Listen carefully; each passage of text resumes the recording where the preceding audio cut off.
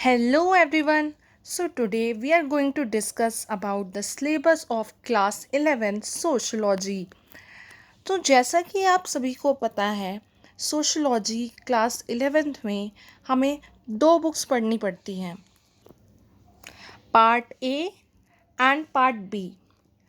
Part A is about introduction part of sociology. इसमें हम 5 units पढ़ते हैं, जिसमें यूनिट 1 में हम सोशलॉजी और सोसाइटी के बारे में पढ़ते हैं कि how we are studying about how we started studying sociology, why, what is the need of studying society, and all about the emergence of sociology in modern era. Okay, next unit is comprises of terms, concepts and their use in sociology. Third unit is about understanding relating to social institutions like religion, caste, etc. Unit 4 comprises of studies related to culture and socialization topics. इसमें हम agencies of socialisation पढ़ेंगे, जैसे कि primary agencies होती हैं, secondary agencies होती हैं. Primary agencies में आपका फैमिली आ जाता है. Family is the institution which primarily socializes an individual, right? So this thing we will discuss in our later videos. For now, let's discuss about unit 5, doing sociology, research methods. It simply means how we are going to perform certain methods, certain technologies, so that we can do research on that. This word research means री plus search, मतलब दोबारा से search करना. वो चीज़ already exist कर रही है, but हमें ज़रूरत क्या है, उसको दोबारा से सर्च करने की, right? So this is the doing part of sociology. Okay, clear? Next book is part B, understanding sociology. Introduction we have seen, right? Now we have to understand the society, right? सिर्फ sociology का introduction पढ़ने से या sociology क्या होती है इससे हमें सोसाइटी के बारे में नहीं पता लगेगा. तो इंट्रोडक्शन भी ज़रूरी है, और इंट्रोडक्शन के बाद हमें सोसाइटी को समझना भी ज़रूरी है. तो इसके लिए आपके 5 यूनिट्स में डिवाइड की गई है इस स्टडी को, जिसमें से यूनिट 1 है social structure, stratification and social processes in society.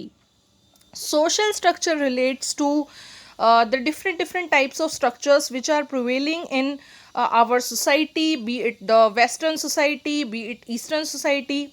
So it has multiple divisions, multiple types of hierarchies which we see in our day to day life, okay, all over the globe basically. अब ये जो word है stratification, देखो इस video में मैं आपको मोटे मोटे तौर पे बताऊंगी कि क्लास 11th के सिलेबस के अंदर हम पढ़ने क्या वाले हैं, राइट? क्योंकि अगर हमें यही नहीं पता होगा कि what we are going to study, तो आगे के लिए आपको मुश्किल होगी, राइट? तो सिलेबस को पहले समझना ज़रूरी है कि हम सोशोलॉजी पढ़ क्यों रहे हैं, and then we can go with the objectives, right? आप इस वर्ड पे आते हैं स्ट्रेटिफिकेशन. देखो स्ट्रेटिफिकेशन का सिंपल मतलब है डिवीजन. आप सोसाइटी को जो है अलग अलग ग्रुप्स में डिवाइड करके पढ़ते हो, ठीक है?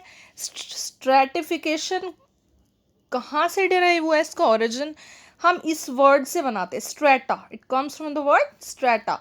तो स्ट्रेटा का मतलब ही क्या होता है? स्ट्रेटा का मतलब ही होता है ग्रुप, राइट? सो हम सोसाइटी को वेरियस ग्रुप्स में डिवाइड करके पढ़ते हैं. तो वो जो डिवीजन हम करते हैं ऑन सेवरल काइंड्स ऑफ, मतलब बेसिस बहुत सारे हो सकते हैं, एज के बेसिस पे, जेंडर के बेसिस पे, वर्क के बेसिस पे, डिवीजन ऑफ लेबर के बेसिस पे. So there can be multiple aspects on which we can stratify our communities, our society, right? और उसी के रिगार्डिंग जो सोशल प्रोसेसेस हो रही हैं हमारी सोसाइटी के अंदर, जो भी सोशल प्रोसेसेस अकर हो रही हैं, for example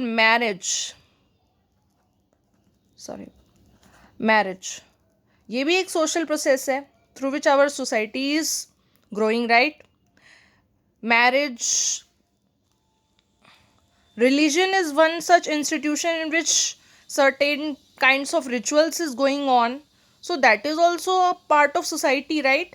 So there are multiple types of social processes which we are going to study in this unit. Okay, now next is unit 2. In unit 2 we will see about the social change, कि society में change आया कैसे, क्या शुरू से ही society जैसी हम देख रहे हैं वैसी ही थी या कुछ अलग थी, और सोशल ऑर्डर क्या रहा in rural and urban society. Rural means गांव के इलाके, राइट? गांव हम सभी जाते हैं, राइट? सो वहाँ पे हम क्या देखते हैं, रूरल सोसाइटी को देखने को मिलती है, right? Urban means relating two towns, cities, right, जो थोड़े से ज़्यादा डेवलप्ड हैं, राइट? रूरल सोसाइटीज़ में क्या होता है, आपका agriculture is the main source, जहाँ से आपकी इनकम जनरेट होती है, जहाँ से आपकी फैमिली चलती है. जबकि अर्बन में ज़्यादातर क्या देखा जाता है, लोग जॉब्स करते हैं, right? People go and do their jobs in order to earn money, to earn their livelihood, right? अब नेक्स्ट है unit 3, environment and ecology. So इसमें हम एनवायरनमेंट के बारे में पढ़ेंगे, क्योंकि अगर एनवायरनमेंट नहीं होगा तो ह्यूमन भी एग्जिस्ट नहीं करेगा ना. एनवायरनमेंट और इकोलॉजी का जो बैलेंस है वो भी बहुत ज़रूरी है सोसाइटी के एग्जिस्टेंस के लिए, राइट? सो इसको भी पढ़ना बहुत ज़रूरी है. तो इसमें देखो, इसमें हम क्या क्या पढ़ेंगे, हम बायोफिजिकल पढ़ेंगे.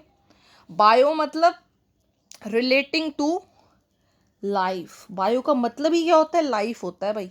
और फिजिकल मतलब क्या, जो फिजिकल फॉर्म्स हम जो देख रहे हैं, तत्व देख रहे हैं, फिजिकल जैसे कि जिसको हम टच कर सकते हैं, जिसको हम देख सकते हैं, which are observable in nature, which are empirical in nature, अगर सोशोलॉजिकल टर्म्स में बोले तो, राइट?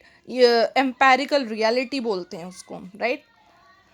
उसको देखेंगे, प्लस इकोलॉजी के बारे में देखेंगे, plus human interaction and human intervention, कि ह्यूमन ने कैसे उसमें पार्टिसिपेट किया है, कैसे अपना रोल अदा किया है, B it in positive sense और इन नेगेटिव सेंस, राइट? सो इस यूनिट में हम देखेंगे एनवायरनमेंट, इकोलॉजी, और इसका पूरा का पूरा आप रिलेशनशिप देखोगे, biophysical, environment, ecology and human interaction. ठीक है, कि ह्यूमन ने कैसे इंटरेक्ट किया है नेचर के साथ. ठीक है, and this has contributed to society in some or the other way. Next is unit 4. Unit 4 में हम जो है वेस्टर्न सोशलॉजिस्ट के बारे में देखेंगे, और यूनिट 5 लास्ट जो है आपका, उसमें हम इंडियन सोशलॉजिस्ट के बारे में देखेंगे. सो ये तो थी सिलेबस की बात. अब आप जैसे कि देख सकते हो, पहले हम वेस्टर्न सोशलॉजिस्ट के बारे में पढ़ रहे हैं और बाद में हम इंडियन सोशलॉजिस्ट में. Why is this so? Because it simply signifies कि आपका जो सोशलॉजी का बेटा, जो सोशलॉजी का आपका एमर्जेंस हुआ है, sociology emerged in west part. मतलब कि सबसे पहले आपको सोशलॉजी कहाँ देखने को मिली है, वेस्ट में, और बाद में कहाँ देखने को मिली है, ईस्ट में, राइट? इसीलिए हमारी जो यूनिट है, यूनिट 4 पहले दी गई है जिसमें वेस्टर्न सोशलॉजिस्ट है, और यूनिट 5 बाद में दी गई है जिसमें इंडियन सोशलॉजिस्ट है. ऐसा क्यों? क्योंकि कोई भी बुक अगर बनती है, सिलेबस बनता है, तो एक सीक्वेंस में बनाया जाता है. तो अगर आप ये नहीं पढ़ोगे तो आपको उसके एमर्जेंस का नहीं पता लगेगा in Indological terms, right? India की स्टडी जब आप करते हो, which is known as Indology. ठीक है, इंडोलॉजी की लॉजी मीन्स स्टडी. ठीक है, तो जब आप स्टडी ऑफ इंडिया करते हो तो सोशलॉजिकल टर्म्स में, मतलब कि इंडिया की सोसाइटी की बेसिकली यहाँ पे बात हम कर रहे हैं, क्योंकि सोशलॉजी पढ़ रहे हैं. तो वो हम क्यों कर रहे हैं, किस बेसिस पे कर रहे हैं, मीन टू से. सो उसका जो बेसिस है वो छिपा कहाँ है, वो छिपा है वेस्टर्न, ये बेसिस है। मतलब कि हमने वेस्टर्न सोशोलॉजिस्ट की जो है आर्टिकल्स पढ़े हैं, जो भी पढ़ के उनकी सोशोलॉजी इमर्जेंस हो गई थी हमारे से पहले, ठीक है, तो उसको पढ़ के हमने इंटरप्रिटेशन निकाली है बेटा, अपने पर्सपेक्टिव से हमने उसको इंटरप्रेट किया है, ठीक है, और फिर हमारे यहाँ सोशोलॉजी का उद्भव हुआ है या स्टार्टअप हुआ है, राइट। अभी तो ये देखो मैंने बहुत मोटे मोटे तौर पे बताया है, फिर so from tomorrow we will continue this, right. Thank you so much.